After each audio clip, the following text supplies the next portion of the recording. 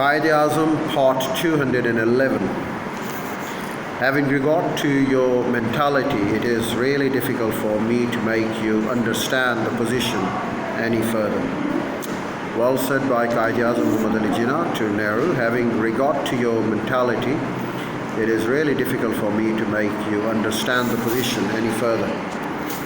Jinnah then in this very letter added that he did not propose to discuss issues through correspondence any further.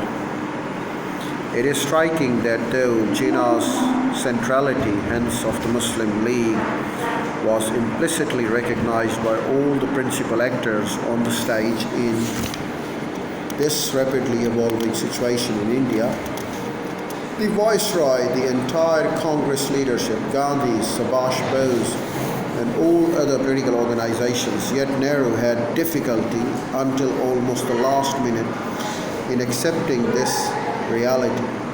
Even though Jinnah's correspondence with Subhash Bose and Jawaharlal Nehru ended inconclusively and rather abruptly, there still was Gandhi. Well, it is in fact the arrogance on the part of Jawaharlal Nehru, and it's also the meanness of Jawaharlal Nehru that is come out of these correspondences. And yes, they had false assessment, and the history has proved it, that they were false in their assessment. Now there is another correspondence.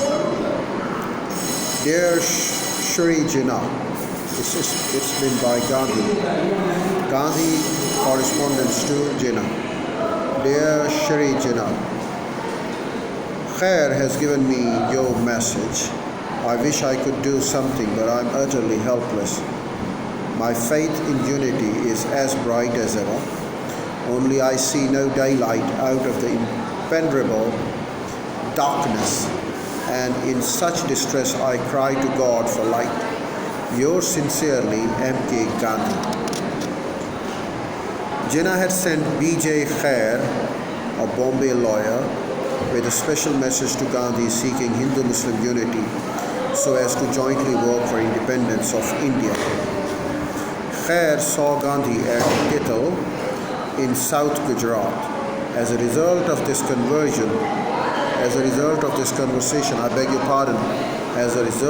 conversation, Gandhi addressed the following letter to Jinnah, a classic response from Mahatma. Continuing, he added, "You complain of my silence. The reason for my silence is literally and truly in my note. Believe me, the moment I can do something that can bring the two communities together, nothing in the world can prevent me from so doing." And this correspondence continued. Jinnah opened up somewhat, recollecting ruefully on 15 February 1938 in his letter, you say that when in 1915 you returned from South Africa, everybody spoke of me as one of the staunchest of nationalists and the hope of both the Hindus and Muslims. And you ask, are you saying Jinnah? And proceed further to say, if you say you are in spite of your speeches, I shall accept your word. And you say that in my speeches you miss the old nationalist. Do you think that you are justified in saying that? I would not like to say what people spoke of you in 1915 and what they speak and think of you today.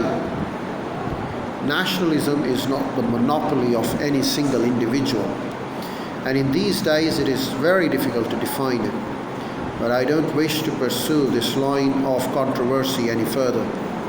As regards the formulation of the proposals which would form the basis of unity, do you think that this can be done by correspondence?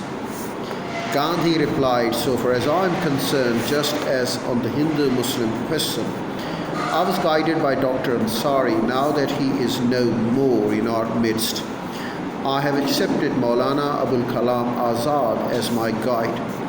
My suggestion, therefore, to you is that the conversation should be opened in the first instances between you and the Maulana Sahab, but in every case regard me as at your disposal.